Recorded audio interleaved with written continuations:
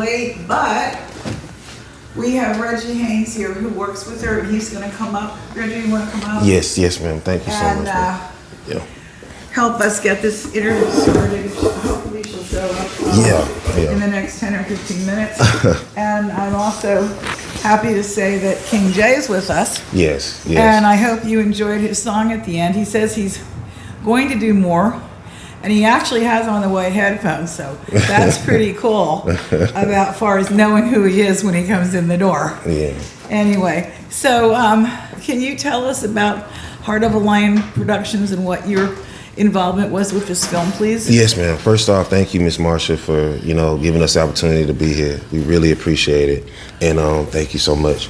And when it comes down to Heart of a Lion Productions, Queen Sardell Lane, she has created a production company that is based in Napoleonville in Louisiana. And what she does is she's very keen on making sure that people know how important it is to be independent. So that way you don't have to sell your soul or do all these other crazy things that people do in order to break into the film industry. So for me, I know that I met her about 7 or 8 years ago. And, I was basically helping her out with training her on filmmaking, and ever since then we've been collaborating, and we talked about doing this movie when King Jay was a baby, and it finally came into fruition. We shot the music video and the movie in about a week and a half. Oh my goodness. Yes, ma'am. So when we did that, I knew for a fact that this was a phenomenal production company to work with, because they do things in a short amount of time, but they do it so efficiently. Yes, ma'am.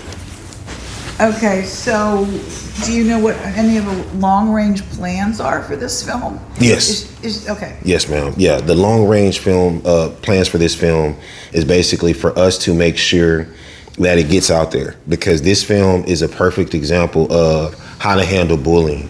We see how King Jay did a phenomenal job of just making sure that people, they see the message through a phenomenal messenger, and they know that, okay, this particular individual is going through bullying. We don't want him to go to or down that road of suicide.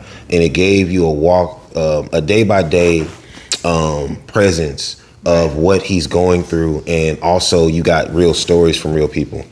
And that's the long message, is to where we want to make sure that people are cognizant of how suicide can affect our youth and people in general, and how we can beat that. And I know it was based on a true story. Can you tell us a little bit about the kid that was bullied? Or Yes, ma'am. Okay, yes, thank ma'am. you. No problem. Thank you, Ms. Marsha. So basically, it was based on a true story, and there were students or youths who came to me and came to Queen Sardell and told their stories. They don't really want to be known because of just safety reasons, but I will say that these stories are true, and those students have been persevering ever since, based off of the routes that you've seen throughout this film. Is that why there was only a voiceover when she was talking about her son that passed away? You didn't see her because she didn't want to be seen? Yes, ma'am. So that is Trey's mom. And Trey, actually, this movie is dedicated to him and his mother. Actually, we are doing another extension of this movie, so it's going to be longer. So we're still filming bits and pieces that's going to go along with this one. But Trey's mom is actually featured in another scene that we're actually putting together right now. So she will be in the next cut of this film.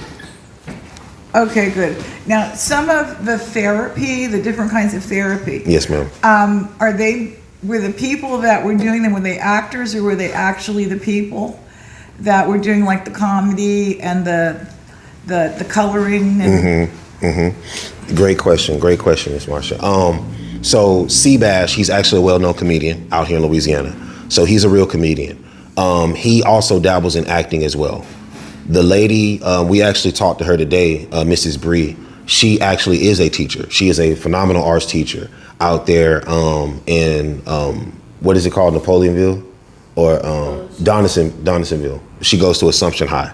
And she actually, this was some of these people's first time acting, but they did such a great job because Queen Sardell did such a great job directing them and making them feel comfortable.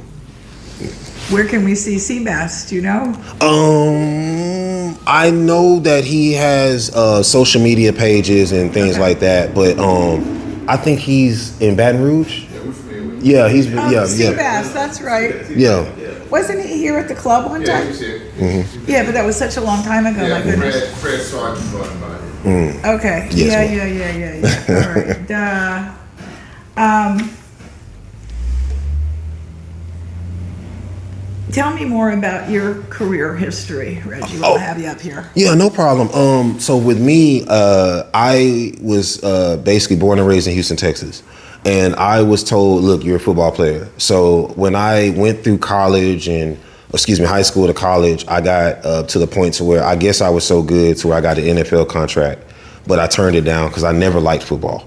I was good, but I hated it. Now I know people see your reaction, Ms. Marcia, the same one that everybody else gets. They're like, what? And they start laughing. They're like, you hated it? I hated it. You hated getting hit all the time. I hated getting hit, and I just hated how it made me feel, like spiritually, mentally, and emotionally. Okay. And also physically. Physically, it was bad.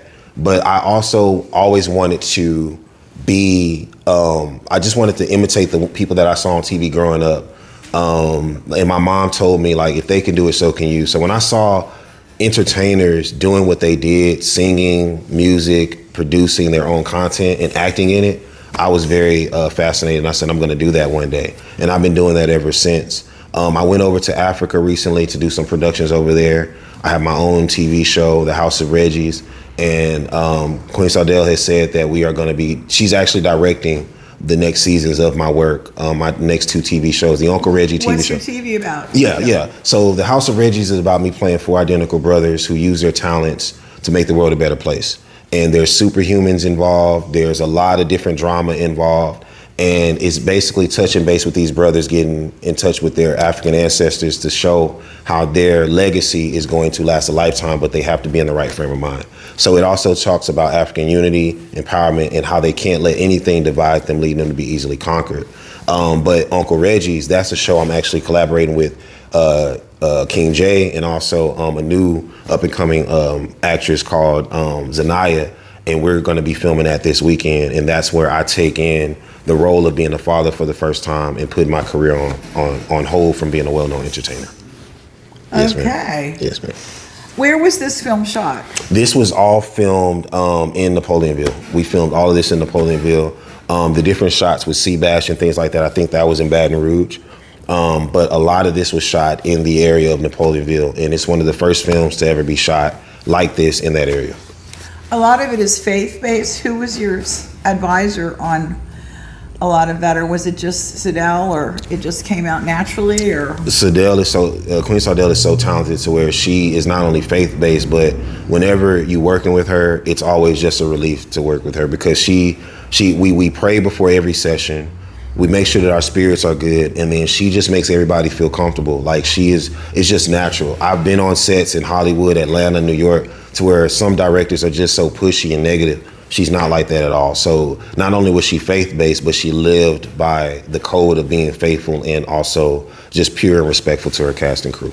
So were the other actors in there? How did you find them? And who was the kid, the tall kid that helps King, his buddy? That's actually one of his close friends that actually said, you know what, I want to try to be in this movie. And that's how a lot of other actors, they wanted to be a part of it. And Queen Sardell reached out to a lot of people. She put posts out, and the more and more people came out, the more and more we started filling the rosters of roles that needed to be filled for the movie. Okay, cool. Yes, ma'am. How did Sardell get the funding? Is it through her foundation? Her foundation's nonprofit, correct? Mm-hmm. Yes, ma'am. Okay. And can you tell us about some of the other projects I saw on her Yes, ma'am. website? Yes, ma'am. So when it comes down to funding, I wouldn't know about that, but I know with Queen Sardell, the deal that I signed with her was, I was like, you know what?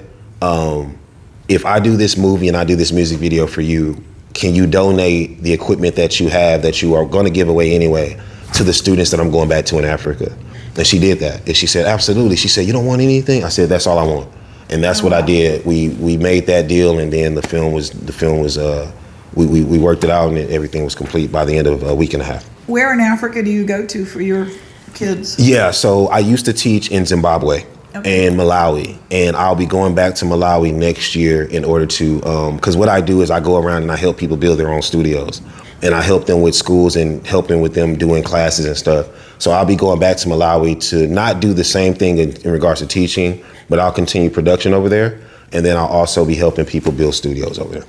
Yes, ma'am. And when was this thing shot? It's quite recent. You said it took a week and a half. Yes, So ma'am. This in the last few months? Or? Yeah, we filmed this. I arrived back here in May, and then we shot it mid-May. And it was like the middle of May when we shot this in a week and a half. When I say a week and a half, we had to make sure that we didn't have to do any reshoots or anything. So there were some days that we took breaks on just to make sure that everybody was, good and ready to go for the next, for the next day. So it actually took us about 5 or 6 days to shoot all these scenes. The ones when I wasn't around, Queen Sardell did a great job of capturing the footage. Those took about like a day or so. Okay. Yes, ma'am. So, King, do you want to come up and at least let everybody see that you're here, please? On camera, King J, because Yeah. the camera's right here. There's two